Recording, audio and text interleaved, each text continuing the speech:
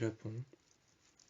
Aujourd'hui à Tokyo, c'est après Soho que Derek et Styles se sont trouvés un endroit, un lieu où habiter.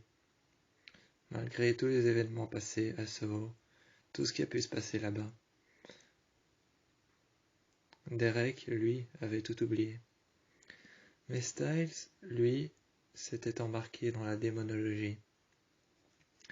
Il s'était embarqué dans la démonologie chinoise, sachant que peut-être que faire des recherches sur les êtres paranormaux, les démons et les esprits était salvateur pour savoir dans quelle ville il se trouvait. Car les croyances, telles que la Chine,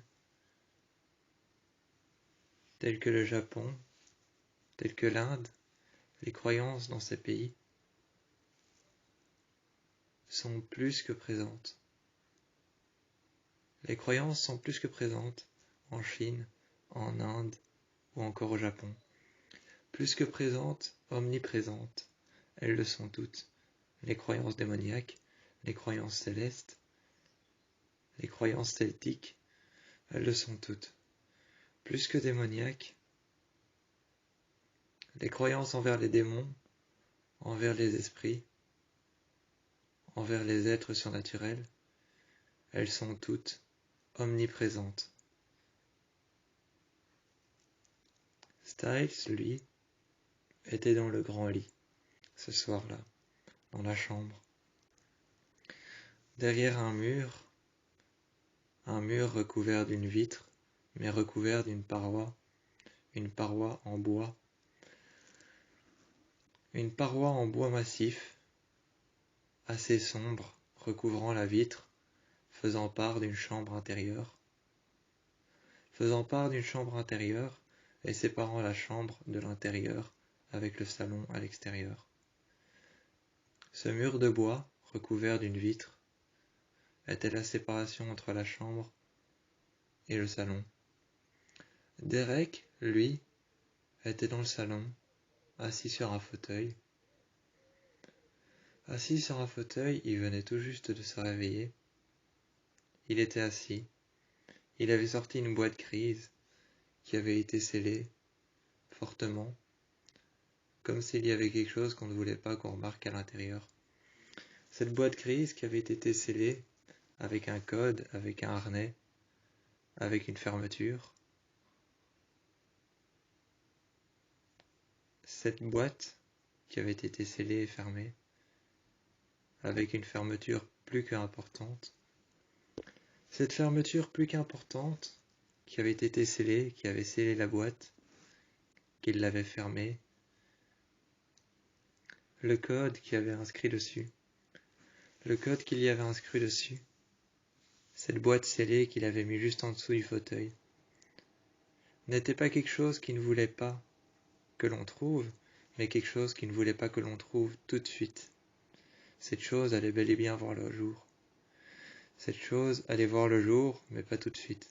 Seulement il ne voulait pas que Styles se rende compte qu'il y avait quelque chose dedans, en dessous, protégé par une boîte scellée par un code, scellée par une fermeture.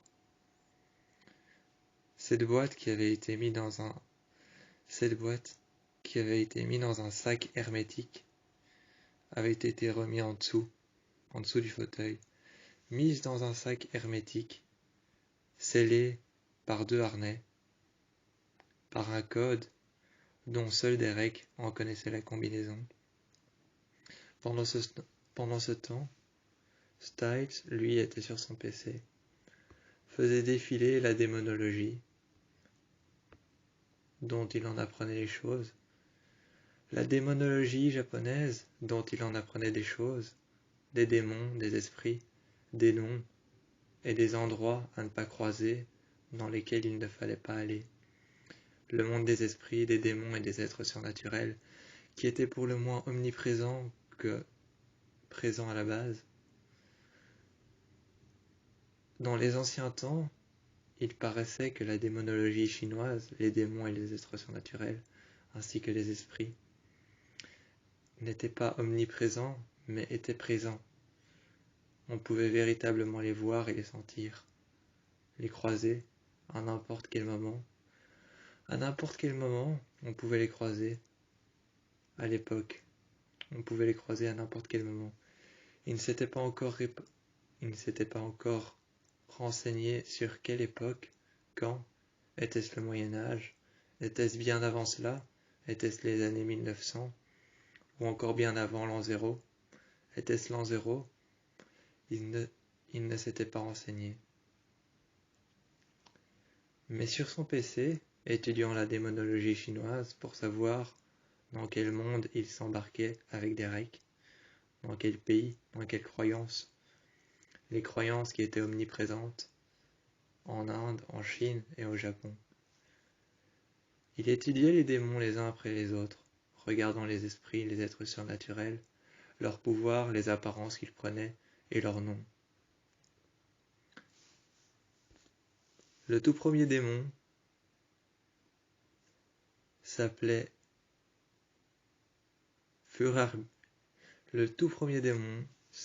Furaribi. C'était un démon comme les autres, assez puissant vis-à-vis de l'image.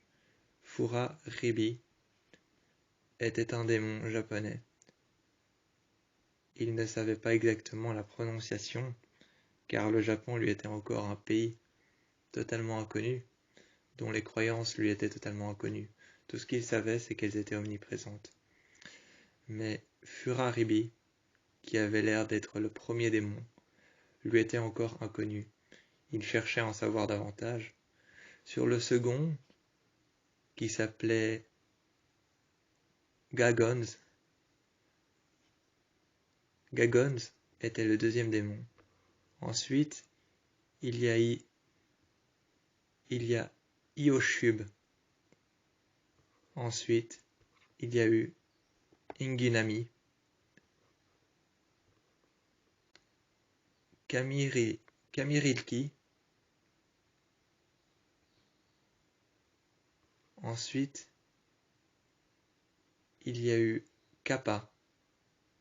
Cela lui faisait bizarre de savoir que l'un des démons au Japon avait le nom de l'alphabet grec, comme pour alpha, oméga et bêta. Avait-il un lien avec le stade bêta, oméga et ensuite alpha? Avait-il un lien car tous ces stades ont le nom d'une lettre dans l'alphabet grec, et ce démon, dans la démonologie, dans la mythologie japonaise, s'appelle Kappa, qui est décemment une lettre de l'alphabet grec, comme pour nominer les stades en tant que loup-garou.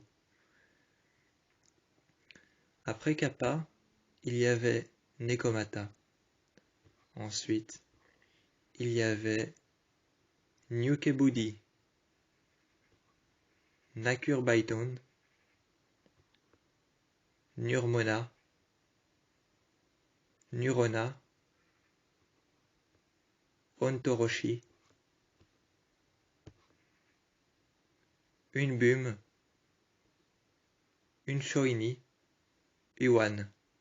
Tous ces démons qu'il avait étudiés, notamment Urona, Umb, Uroshi, Unoshi, Ontoroshi, Nurona, Nureiton, tous ces démons qu'il avait étudiés. Il n'en connaissait aucunement leur pouvoir, mais il allait les lister les uns après les autres, comme une blacklist qu'il avait écrite, comme celle qu'il avait trouvée avec Lydia, lorsque Parrish avait découvert son pouvoir, qu'il était un être surnaturel, comme la blacklist qu'ils avaient découvert à Beacon Hills, ici, au Japon, à Tokyo, de tous les démons qu'il venait de citer. Nekota, Nekotama, Uroshi, Nukenbi, Nureiton, Nurona, et encore bien d'autres, tous ces démons qu'il avait cités. Il allait en chercher le pouvoir. Ils commencèrent alors tout simplement par les démons de base, ceux qui étaient cités dans la démonologie japonaise. Ils commencèrent par la lettre A. Et trouvèrent le démon Ambukimi Kuchi, Tingo Mogami Denteri. Est un démon qui possède 3 noms. Il s'appelle Amubi Kuchi Trutsugomi. C'est un étrier. Ensuite, il y a Abura Akado. Abura Agato est un fantôme qui lèche l'huile de palme et le transforme en sang. Il y avait aussi Amburabo, qui prend souvent la forme d'un bronze. Il y a Ambura Samuchi, qui est un esprit. Tout comme les autres, c'est un esprit. Amburatori, qui kidnappe les enfants. Il y avait Adjari. Il y avait Tegu. Il y avait Akabeko, la vache rouge. Akabudzu, le moine rouge. Akamatana, l'esprit des serpents. Akamana, Akamane, qui sont les deux qui lèchent la saleté des baignoires la nuit. Ils lèchent la saleté des baignoires la nuit et les transforment en esprits, en poussière et en démons. Akashita, créature en forme de nuage noir, aux griffes et aux dents acérées. Akateko apparaît sous la forme d'une main rouge pendant la nuit dans les arbres. Aki est un ogre ou un démon responsable de diverses calamités. Akoru Kamui, gigantesque poisson ou calamar du folklore. Amuka, esprit maléfique. Akuronjuan no He, les flammes du spectacle. Amabie, créature marine sortant de la mer pour faire une prédiction. Il y en avait beaucoup. Amaburakunskangi, autre nom, Namantaeg, Manantaegji, autre nom de Namantaeg. Ces deux démons, sous plusieurs noms, existaient en l'an 0, bien avant Jésus-Christ. Amano Jansku, petit Oni, ayant le pouvoir de provoquer chez des personnes ses désirs les plus sombres. Amano Zankuo, déesse monstrueuse de la destruction. Amanzakae, Bada, vieille femme qui frappe aux portes des maisons la nuit et qui demande avec une voix d'enfant la mort des autres. Lamanzakae, le démon des enfants. Amefru Injokinsono, l'étrange enfant qui joue sous la pluie. Amenamasu, créature folklorique. Enoi, ressemble à un poisson ou à une baleine. Amenoma, Amenoanea, femme apparaissant sous la pluie. Un Mikari, qui est une créature coupable des filets et des pêcheurs. Cela doit être une créature de la mer, coupable des filets, des pêcheurs. Un Moro Gonagyu, Tenin, être céleste de l'île.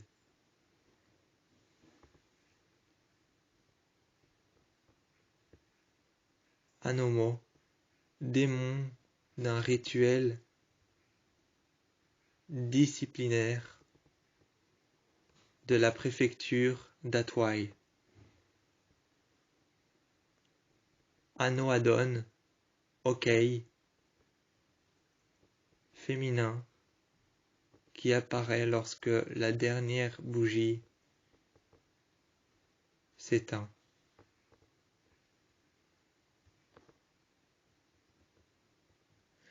Il y avait beaucoup de démons à étudier, mais aucun ne lui paraissait familier.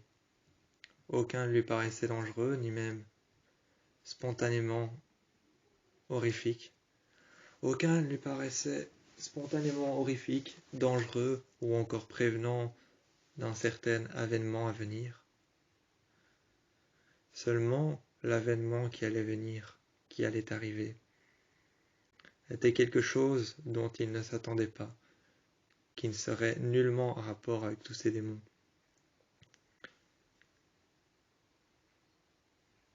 Tous ces démons, dont Agonji Adelae, le démon du sang,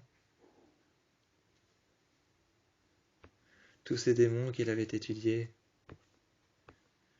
il devait simplement maintenant trouver un moyen de passer à la lettre D. La lettre C, D et E, après avoir parcouru la lettre B, aucun démon ne lui paraissait familier. Seulement Derek lui avait fait signe à travers la vitre, quand il était devant son PC, pour lui dire de venir.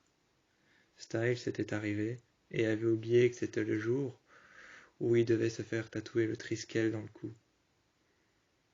Il avait très peur, donc de toutes les manières possibles. Ayant très peur, de toutes les manières possibles, il essayait d'éviter la chose, mais Derek avait souvent la manie de devoir lui rappeler les choses. Ayant souvent la manie de devoir lui rappeler les choses, manie qui n'est pas si dérangeante que ça, car Styles a souvent tendance à oublier les choses, Derek lui a dit alors de tout simplement s'asseoir, et il s'est assis. Mais Styles ne se sentait pas à l'aise assis pour qu'on lui mette une aiguille dans le cou, avec de l'encre. Il ne se sentait pas à l'aise. C'est alors que Derek lui a dit: si tu te sens pas à l'aise debout ou assis, mets-toi couché. Styles s'est couché sur le ventre, a laissé transparaître aux yeux de Derek sa nuque, et Derek a commencé à tatouer sur sa nuque le Triskel. Il a commencé à faire une courbe, après une courbe, une autre, une seconde, et une troisième qui en était la dernière. Cela formait le Triskel, cette croix qui s'entrecroise en faisant volute après volute, courbe après courbe, spirale après spirale, qui s'entrecroisent et qui forment une croix, le Triskel. Il l'a donc dessiné avec la mine, la pointe et l'encre qu'il y avait à l'intérieur. De l'encre de Chine qu'il avait mis dans cet engin qui était en fait une machine à tatouage. Une machine à tatouage, cet engin qu'il gardait précieusement dans un sac, sous un meuble, en dessous du fauteuil, dans une mallette. Il lui avait fait donc ce dessin au tatouage et lui avait ensuite brûlé le tatouage. Car chez les loups-garous, pour qu'un tatouage reste, il faut le brûler juste après, au briquet, avec un chalumeau.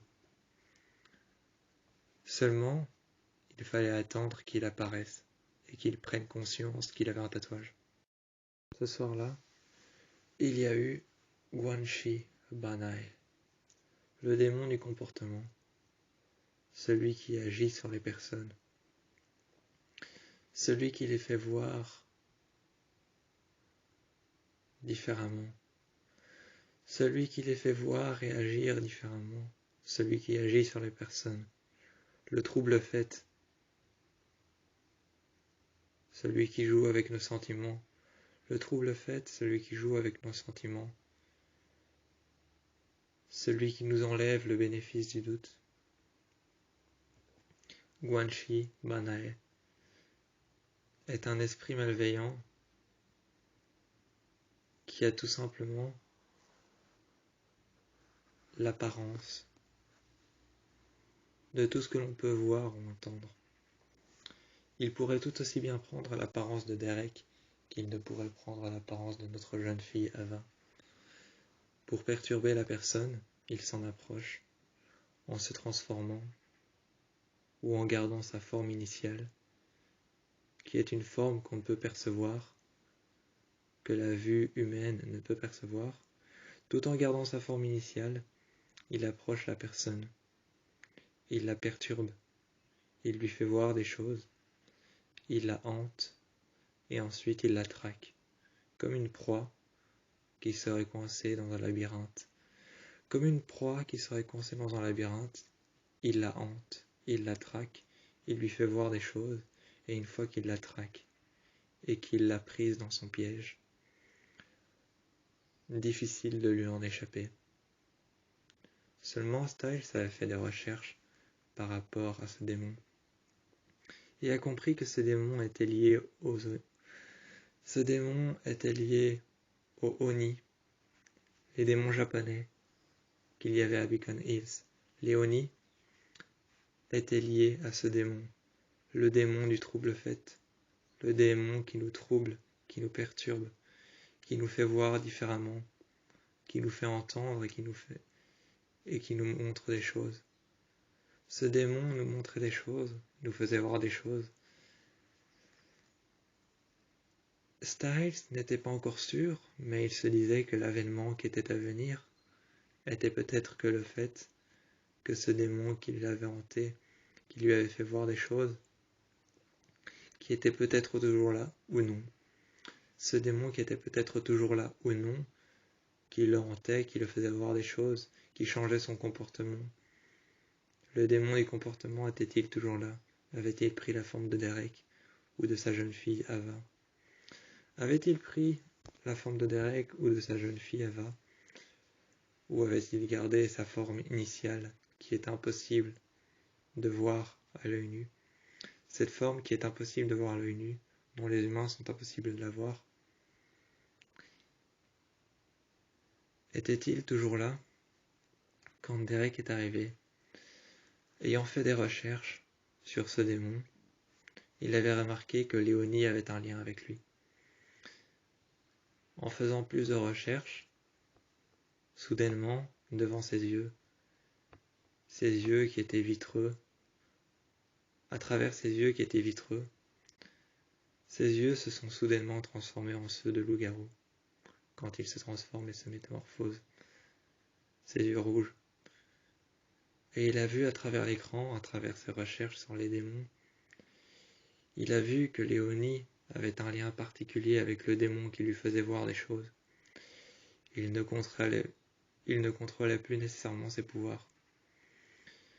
Derek a essayé de le calmer pendant tout un instant. Pendant toute une soirée, Styles s'était perdu. À travers son écran, il voyait des choses qu'il ne voyait pas avant. À travers son écran, il voyait des choses qu'il ne voyait pas. Derek est venu à ses côtés et s'est assis à côté de lui. A essayé pertinemment de le calmer, en l'embrassant, ou alors encore en se rapprochant de lui, en se mettant plus près de lui, en lui passant le bras sur l'épaule, en mettant sa tête contre son épaule. Il a essayé de le calmer. Mais soudainement, ce qui n'était pas à l'habitude de Styles, mais plus à celle de Derek, Styles s'est reculé, a poussé Derek par terre, qui a réussi à se reprendre tout en s'agrippant à ses griffes qui ont percuté le sol, laissant des traces à terre. Il l'a repoussé, il est arrivé par terre, il est tombé par terre, et Derek s'est donc rattrapé, s'agrippant à ses griffes qui laissèrent des traces à terre. Il s'était relevé et énervé, il avait demandé « Mais qu'est-ce qui va pas ?» Styles n'a rien répondu, s'est juste tourné vers lui, tournant la tête, lui a montré ses yeux qui étaient devenus rouges, et a regardé l'écran. Il fixait l'écran, mais l'écran petit à petit était en train de s'estomper. Les images qu'il y avait dessus, les images de démons, disparaissaient tous les unes après les autres. Les textes se mélangeaient avec des chiffres, les chiffres se mélangeaient avec les textes, les mots se mélangeaient avec des chiffres et des lettres. Tout cela devenait illisible, on aurait dit des codes qu'il fallait décoder, des phrases qui étaient mélangées avec des chiffres, des symboles qui étaient mélangés avec des lettres, des phrases qui étaient mélangées avec les textes, qui étaient écrites à l'envers autant qu'à l'endroit. Ça devenait illisible à certains moments, on ne pouvait décrire ce qui était écrit.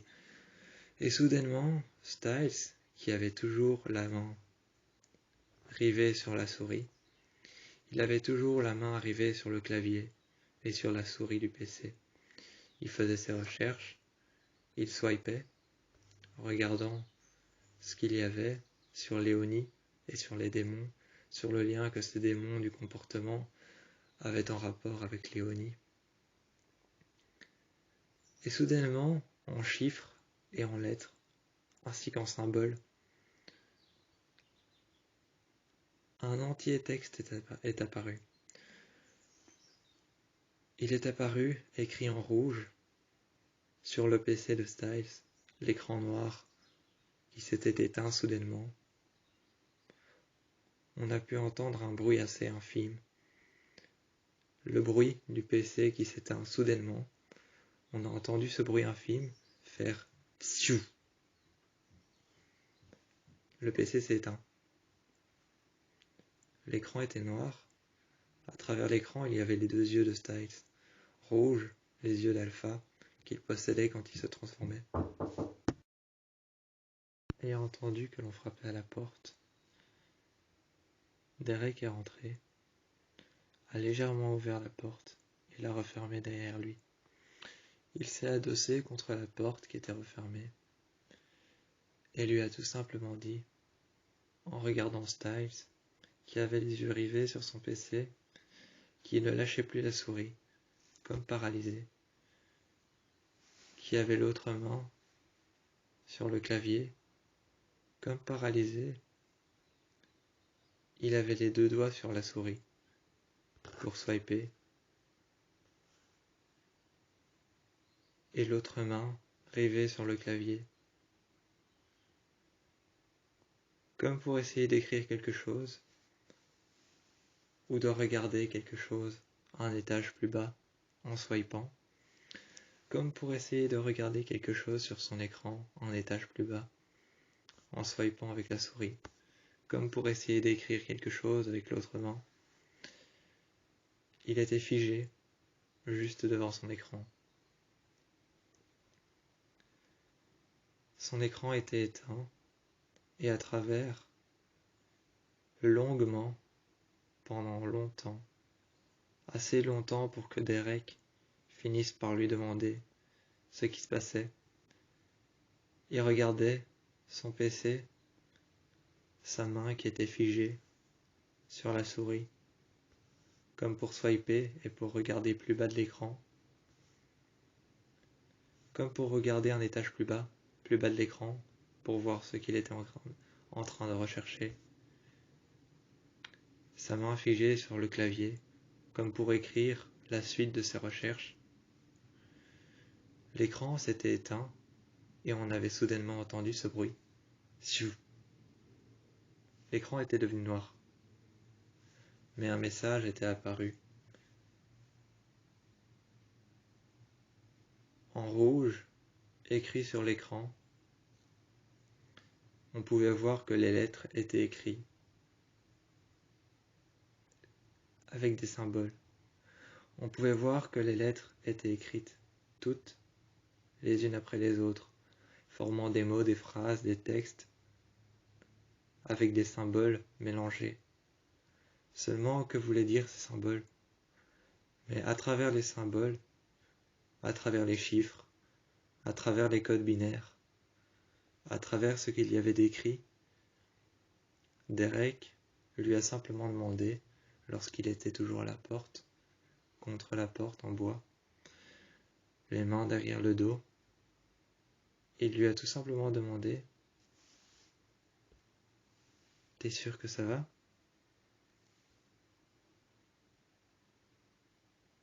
Styles, pour le moment, n'avait aucune envie de répondre. Il n'avait aucune envie de répondre. On aurait dit qu'il était figé par la peur, comme si quelque chose l'effrayait dans le texte qu'il y avait juste devant lui. Comme si les codes binaires, mélangés à ces symboles,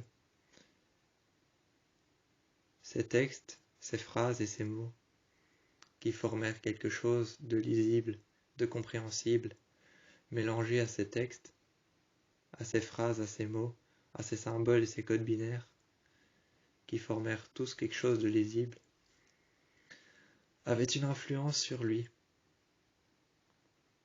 Était-ce encore une ruse du démon des comportements, qui avait un rapport avec Léonie?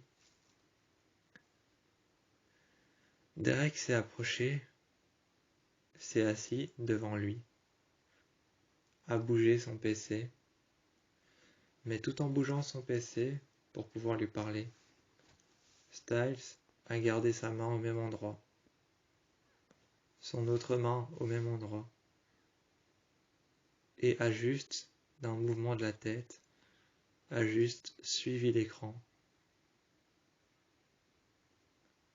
Et Derek l'a regardé et lui a dit: « Quoi qu'il en soit, j'étais juste passé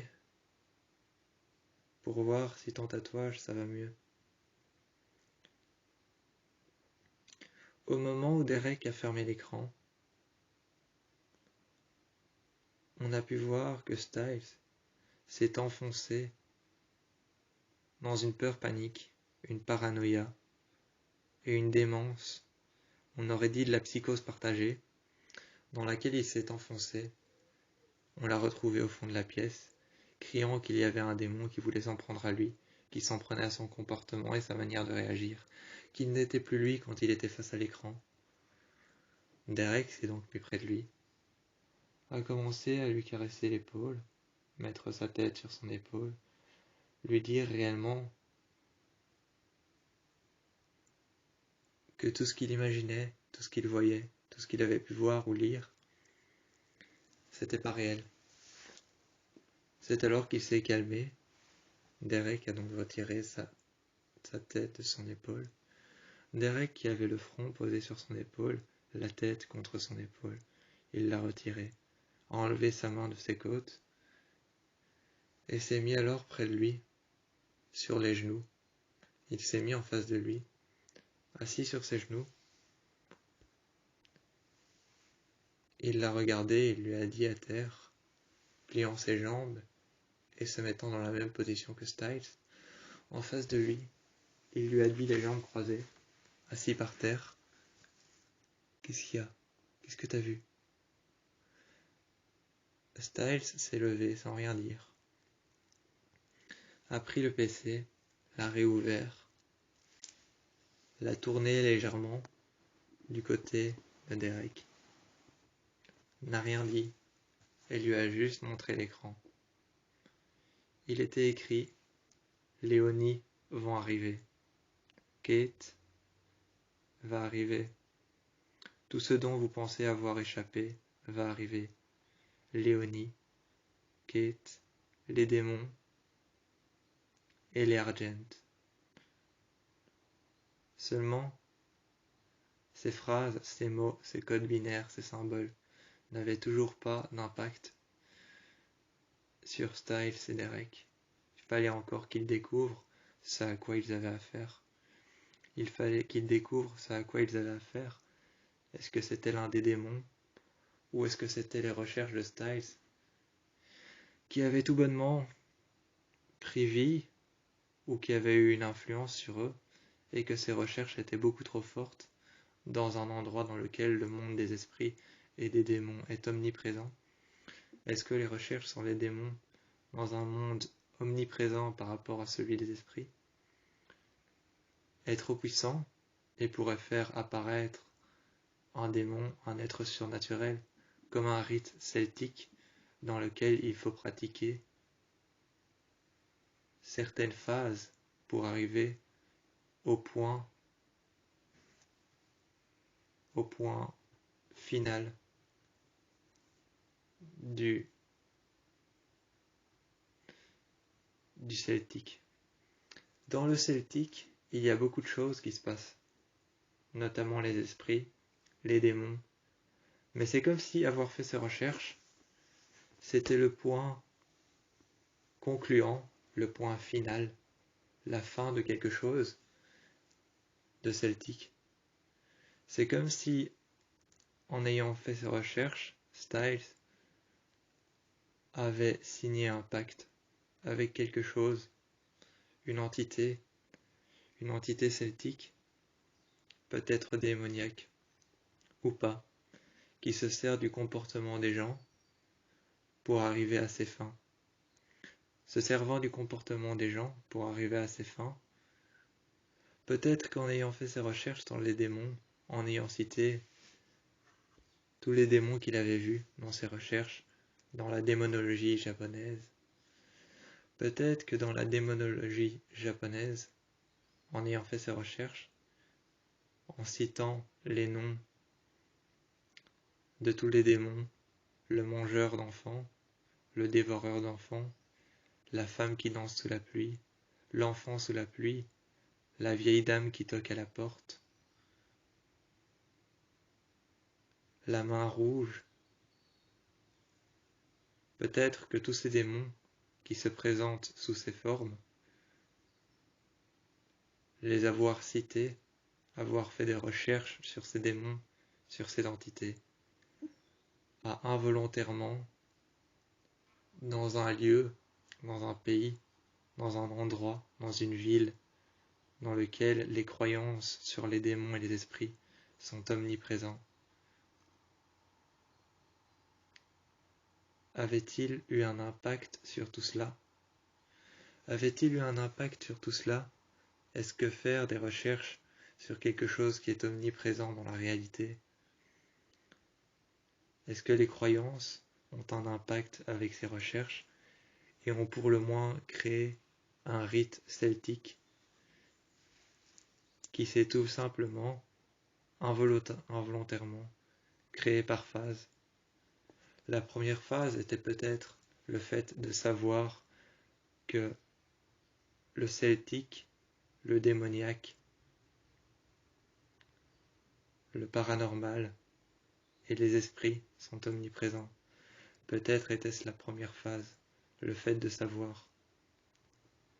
La deuxième phase était peut-être d'ouvrir ce qui pouvait paraître être un portail, que ce soit une porte, que ce soit un endroit vide, un ancien puits abandonné, que ce soit un ancien puits abandonné, que ce soit l'écran de ton PC, que ce soit une porte, ou que ce soit une maison abandonnée, ou même que ce soit le PC de Styles. La deuxième phase était peut-être de trouver un moyen de faire auxiliaire, de faire et de trouver un moyen de faire intermédiaire avec le monde des esprits. Peut-être que l'auxiliaire entre le monde des esprits et l'auxiliaire entre le monde réel, entre le monde des humains et des loups, était l'écran du PC de Styles. Fallait-il le détruire ou cela allait libérer les autres démons? L'auxiliaire est l'écran du PC de Styles. L'écran du PC de Styles était l'auxiliaire est l'intermédiaire entre le monde des démons et des esprits, du paranormal et des êtres surnaturels. L'intermédiaire, c'était l'écran de Styles, car son PC, qui était tout nouveau, ne se serait pas arrêté comme ça, d'un seul coup, de manière insoutenable, d'un seul coup, d'un coup d'un seul. Son PC ne se serait pas éteint comme ça, laissant un message écrit en rouge, un message qui avait été écrit de mots et de phrases, de symboles et de chiffres, de symboles et de chiffres et de lettres et de nombres. Ce message qui avait été laissé, présageant la présence d'Eoni, de Kate Argent, qui serait apparemment sous l'influence d'un rite maniaco-démoniaque,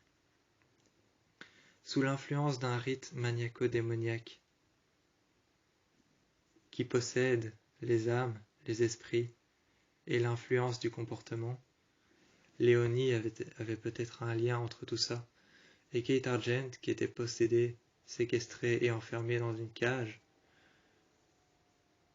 était l'intermédiaire entre l'écran du PC de Styles, qui en était l'intermédiaire entre la possession de Kate, qui Léonie allait s'en servir comme étant un passage, un portail dans lequel il pouvait passer et s'y rendre dans le monde réel, à Tokyo, là où habitent Styles et Derek.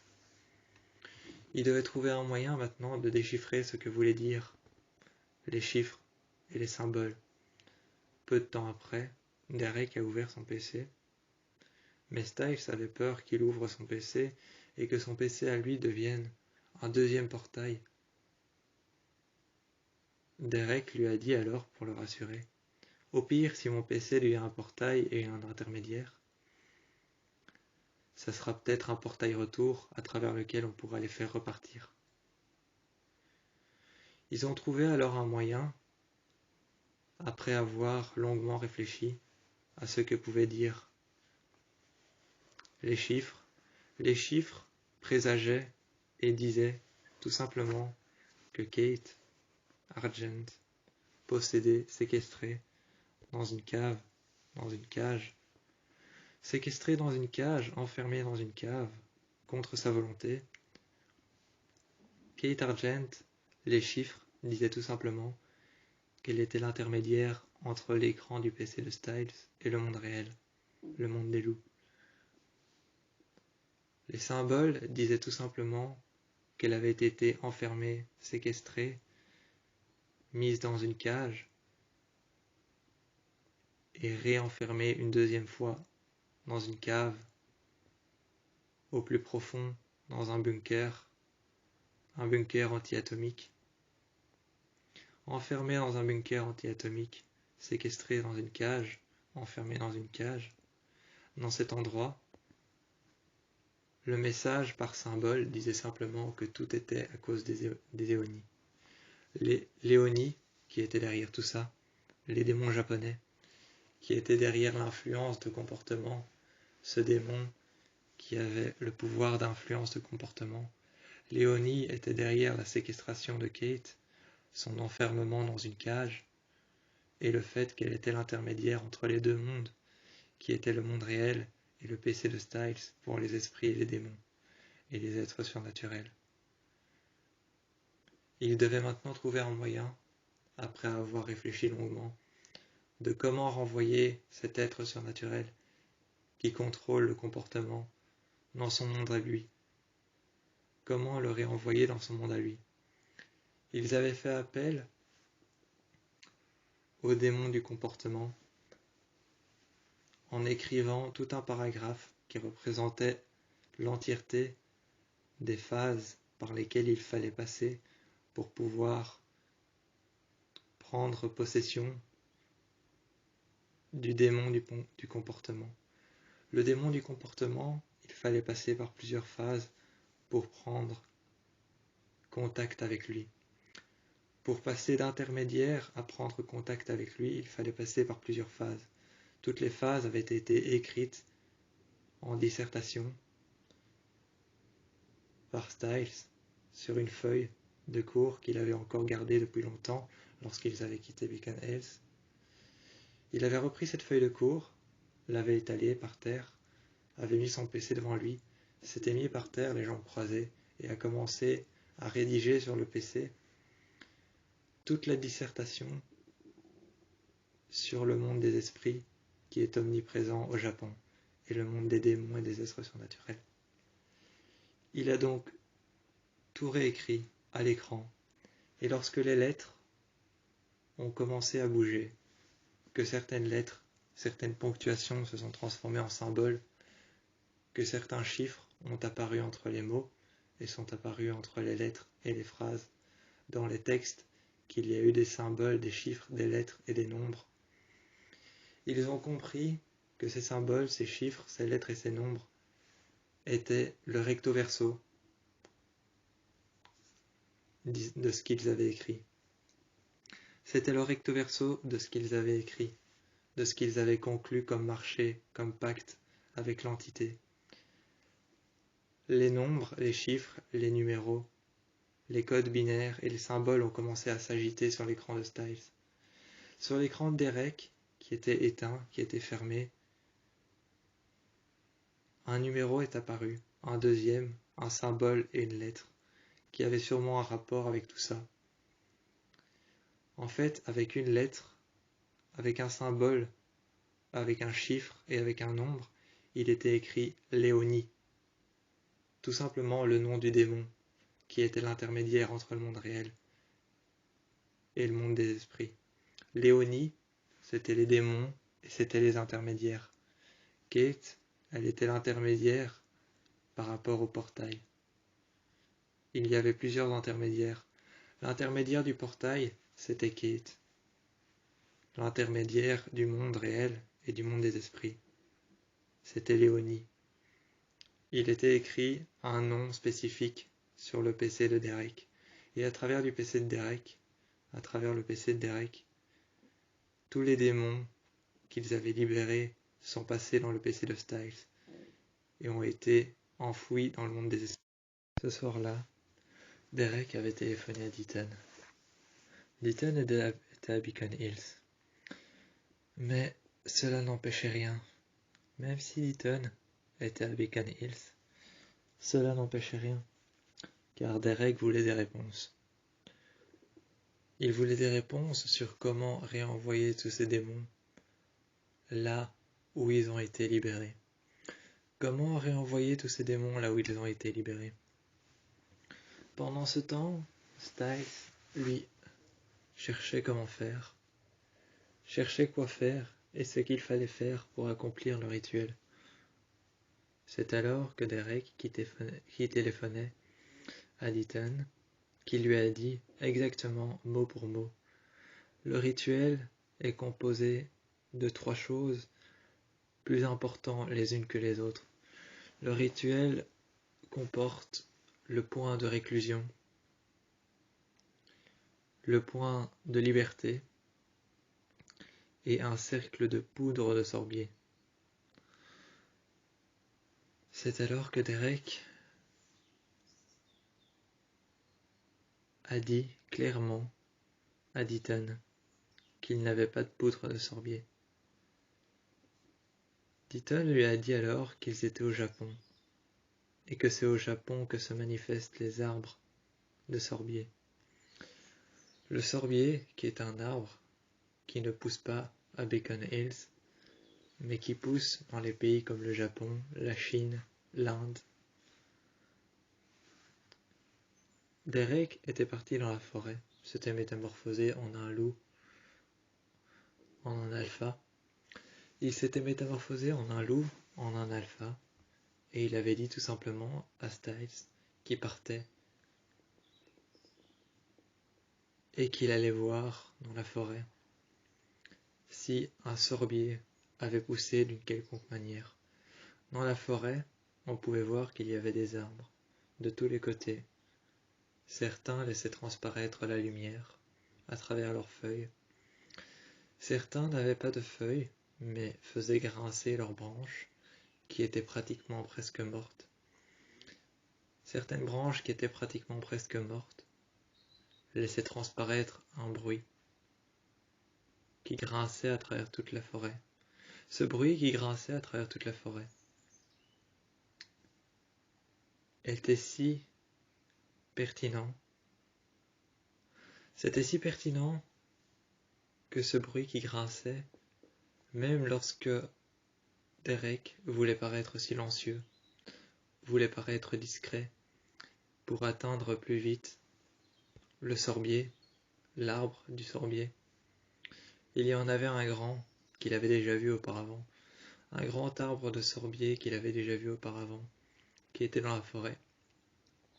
Et même pour paraître discret, même pour paraître silencieux, même pour paraître calme, pour essayer de marcher sur la pointe des pattes, même pour essayer de marcher sur la pointe des pattes, pour avoir la patte légère, pour avoir le mouvement léger, même pour paraître être discret, pour avoir l'impression de marcher sur un nuage, pour avoir l'impression de marcher légèrement sur la pointe de la patte, très légèrement avec un geste infime. Une démarche infime, un geste infime, même pour marcher légèrement sur la pointe de la patte. D'un mouvement léger, Derek métamorphosé en loup. Même dans le silence le plus calme, il entendait encore les grincements des arbres pourris. Il entendait encore les grincements des arbres pourris, qui étaient rongés par les termites jusqu'à la moelle. Rongés par les termites jusqu'à la moelle, métaphoriquement, les arbres étaient rongés par les termites, les insectes, les cloportes, ou encore beaucoup d'autres bestiaux qui se cachent à l'intérieur de l'écorce. Des vers, des termites, beaucoup d'autres choses qui se mettent à faire leur habitat et à ronger de l'intérieur cet arbre qui a plus de 100 ans, qui laisse transparaître au milieu de la forêt et à travers toute la forêt un écho et un grincement de ces branches qui se mettent à grincer. Ces branches qui laissent transparaître un écho à travers toute la forêt. Cet arbre qui en est le centre. Cet arbre, son tronc qui est rongé par les termites et les insectes et autres bestiaux qui font de son tronc, qui font de son écorce leur habitat. D'autres insectes qui habitent l'intérieur et l'extérieur, tels que les araignées, et beaucoup d'autres insectes, tels que les araignées, les arachnides, ou encore beaucoup d'autres animaux qui habitent l'extérieur de l'arbre, cet arbre qui en est le milieu de la forêt, pour autant pourri et rongé de l'intérieur, son tronc qui ne tardera pas à s'effondrer, à s'écrouler sur le reste de la forêt, son tronc et son écorce pourrie qui sent l'humidité. Cette écorce pourrie qui sent l'humidité, qui est rongée par l'intérieur, qui est rongée de l'intérieur, par laquelle, à l'intérieur, des cloportes, des bestiaux, des araignées, des vers, des termites, des larves, y font leur habitat. Pendant un quelconque moment, Derek avait bien cru, avec ce bruit si strident, Derek, pendant un instant, avait bien cru qu'avec ce bruit si strident dans la forêt, il allait se retrouver écrasé sous le tronc de cet arbre qui n'allait pas tarder à s'effondrer. Plus loin, plus tard, lorsque Derek est parti en courant, en s'appuyant sur ses pattes et en sautant d'un seul coup pour prendre de l'élan, en partant en courant, il s'est retourné, il s'est agrippé au sol avec ses griffes et il s'est retourné. Il a regardé au loin, là où il était, bien avant, et il s'est retrouvé en dessous de l'arbre de sorbier. En dessous de l'arbre de sorbier, qui le protégeait grâce à ses feuilles, qui laissaient transparaître la lumière. En dessous de cet arbre, il a regardé au loin là où il était, en dessous de l'arbre, ce grand arbre qui laissait transparaître son bruit strident, son bruit d'écorce, de bois pourri, de troncs rongés par les vers, par les larves, par les insectes, les arachnides, les araignées. Rongé de l'intérieur, cet arbre laissait en écho derrière lui, jusqu'à Derek qui était en dessous de l'arbre de sorbier. Il laissait en écho derrière lui le grincement de ses branches, et surtout l'intérieur du tronc de cet arbre qui était en train de craquer, comme si le bois était en train d'hurler du sort qu'on lui avait réservé, avoir mal et se faire dévorer jour après jour, comme si le bois était en train de hurler. Les échos des branches qui grinçaient, qui se frappèrent les unes contre les autres, étaient encore possible d'être entendus juste en dessous, de l'autre côté de la forêt, là où se trouve la réserve de Sorbier. Une réserve naturelle qui a été abandonnée, qui maintenant fait partie de la forêt, dans laquelle il n'y a que des arbres de sorbier. Derek s'est alors métamorphosé en lui-même, a arraché une branche, l'a ramenée à la maison, l'a ramenée dans l'appartement, la maison qu'ils habitaient,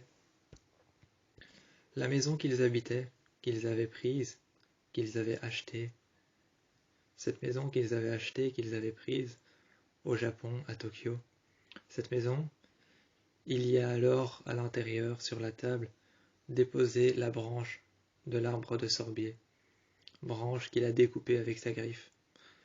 Avec ses griffes, avec une griffe plus particulièrement, il a découpé l'intérieur et l'extérieur pour faire tomber la branche.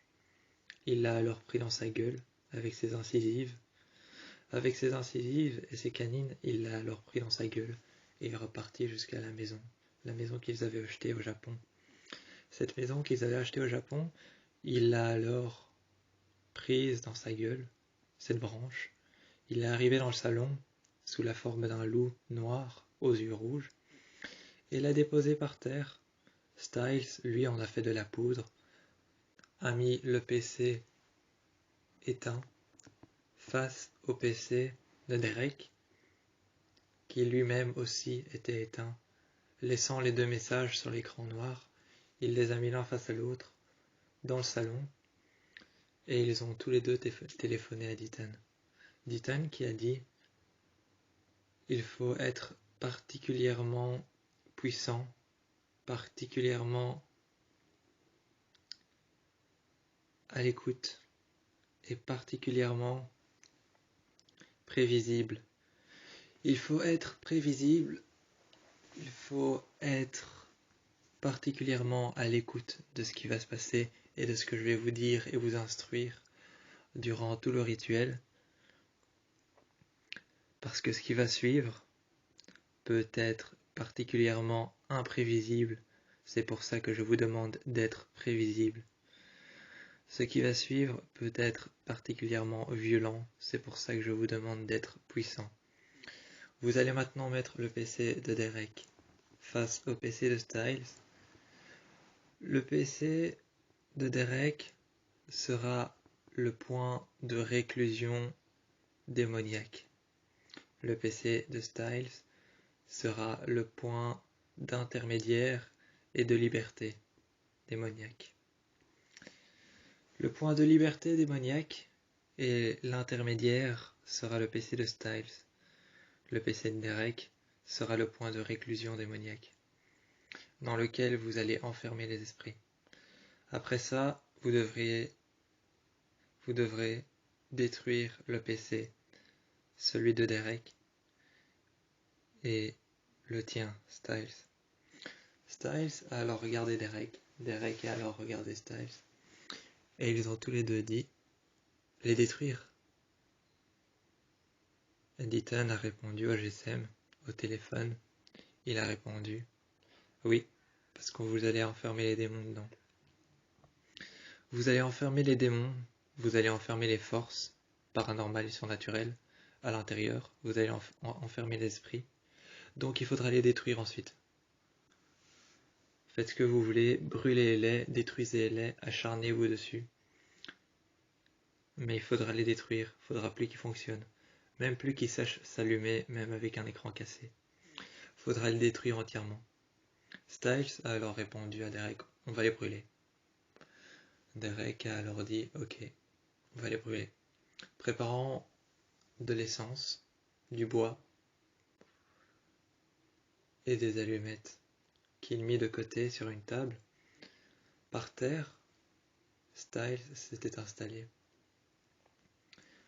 avait fait un cercle de poudre de sorbier, assez grand pour pouvoir y mettre le PC de Derek et le sien. Il a alors ensuite légèrement posé, avec précision et avec sûreté, il a alors posé juste devant son PC et puis celui de Derek. Son PC était l'intermédiaire et le point de liberté. Celui de Derek était le point de réclusion, d'enfermement, là où nous allons enfermer les démons, les esprits et les forces surnaturelles. Ce qu'il fallait mettre maintenant autour de la poudre de sorbier, c'était une poudre venant d'un arbre qu'on ne trouve qu'au Japon, qui est un arbre où toutes les personnes qui croient au monde des esprits, qui ne croient même pas au monde des esprits, mais qui en sont sûrs, toutes les personnes qui en sont sûres par rapport au monde des esprits, par rapport à l'omniprésence du monde des démons et des êtres surnaturels, toutes les personnes qui en sont sûres viennent se recueillir là et y déposent un pot rempli de poudre de sorbier, dans lesquels ils disent avoir brûlé leurs croyances, leurs envies, dans lequel ils ont brûlé leurs envies, leurs croyances et leurs péchés. Leurs croyances, leurs péchés et leurs envies sont brûlés à l'intérieur et sont enfouis dans la poudre de sorbier. Leurs désirs les plus sombres, leurs envies et leurs choix. Ils les déposent au pied de cet arbre. Ce que vous devez faire, c'est brûler cet arbre, récupérer les cendres. Vous entourez vos PC avec ça, avec les cendres de cet arbre.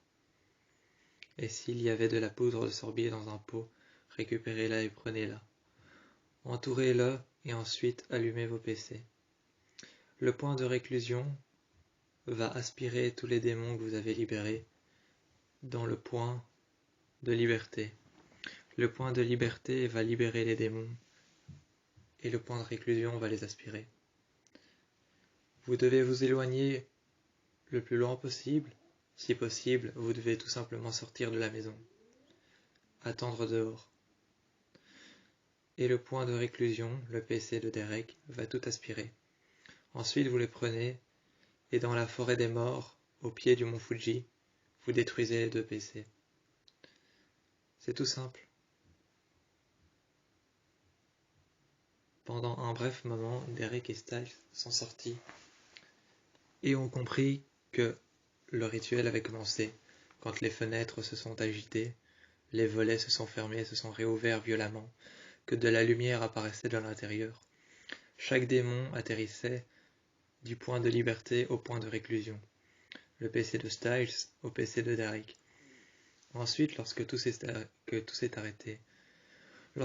arrêté, ils ont tout simplement été récupérer leur PC. Derek a pris le sien, a pris en dessous de la table là où il l'avait déposé, le bidon d'essence et les allumettes. Styles a pris les deux PC les uns sur les autres, les a refermés, en regardant si tout était bien dans les PC.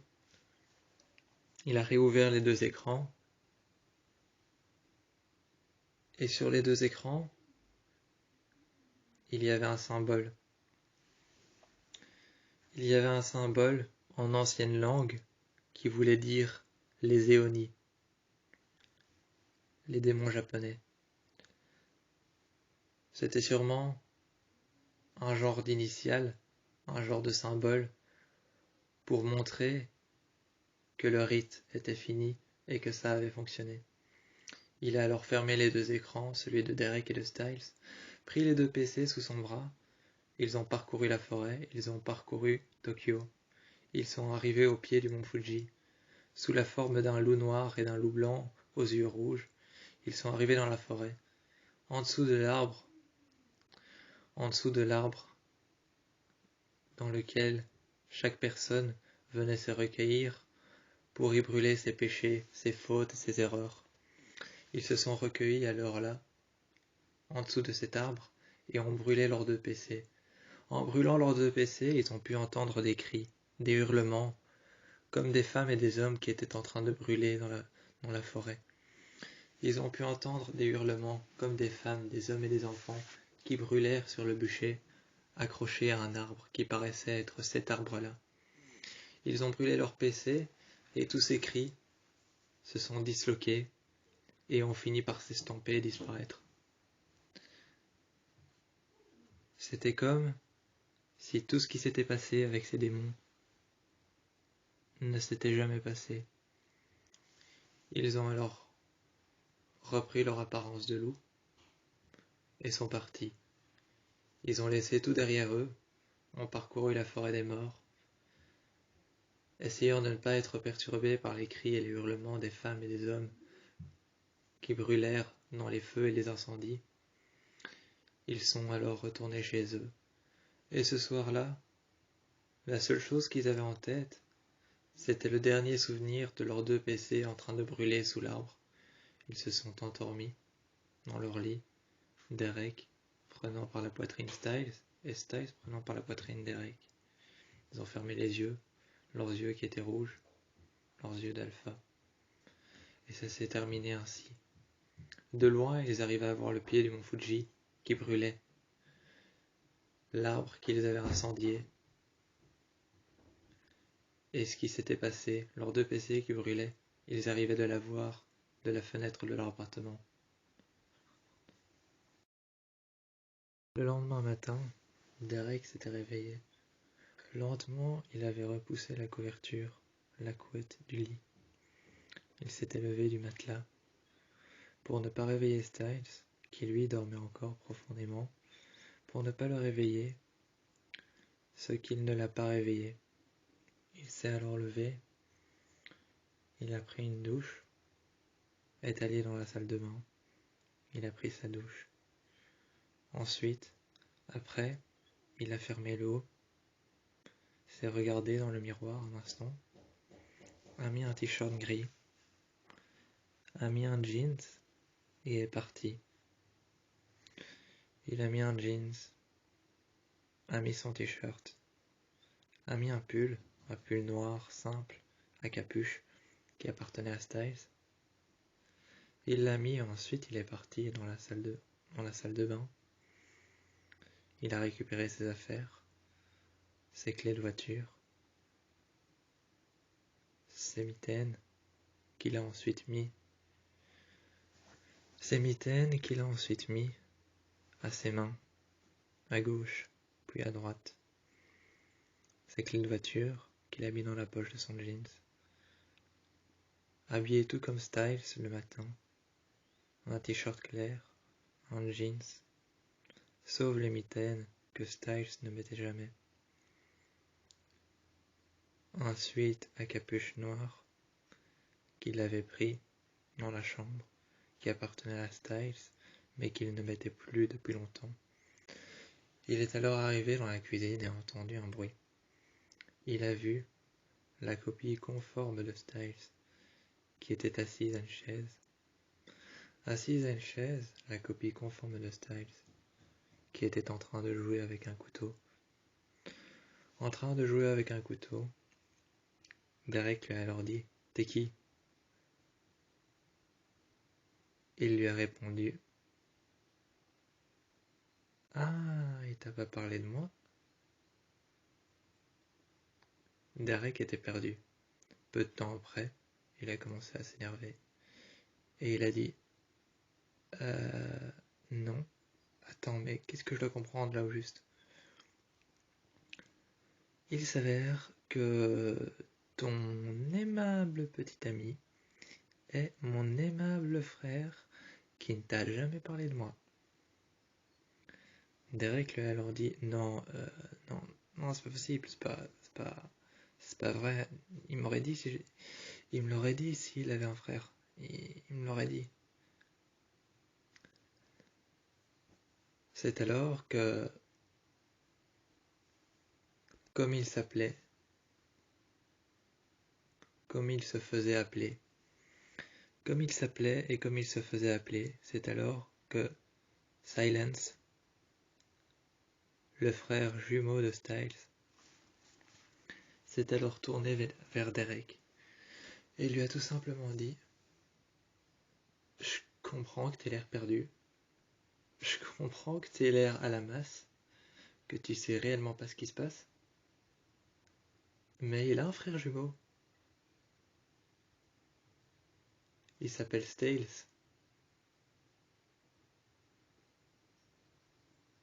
Il s'appelle Slate. Je m'appelle Slate, je suis son frère jumeau. Ou tu peux m'appeler tout simplement Silence. Généralement, c'est comme ça que nous appelait notre mère. Styles. Et moi, c'était Silence. Tu sais pourquoi on m'appelle comme ça? Derek l'a regardé et lui a écouté, s'est assis sur une chaise et l'a écouté, lui a repris le couteau qu'il tenait en main, et lui, Derek, il a écouté. Et tout simplement, Slate lui a dit on m'appelait Silence, tu sais pourquoi? Parce que j'étais toujours dans l'ombre de mon frère. Je parlais jamais, je disais jamais quoi que ce soit, je disais jamais rien. Et c'était pas volontaire. Derek était perdu. Quand Styles est arrivé, il a tout de suite eu le réflexe de se transformer en loup. Il l'a attaqué. Il l'a jeté par la fenêtre. Il est descendu. Derek était perdu. Derek était perdu. Il l'a alors poursuivi en bas, a demandé ce qui se passait réellement. Styles lui a dit je t'expliquerai plus tard. Tout calmement, Styles a dit à Derek qu'il expliquera plus tard la situation, mais que pour le moment il doit gérer quelque chose qui est très compliqué à gérer et que ça fait partie de la famille. Il a alors commencé tout simplement à poursuivre son frère à travers tout Tokyo. Ils sont arrivés dans la forêt et ensuite un combat s'est engagé entre Slate et entre Styles. Styles lui a alors dit en lui prenant la queue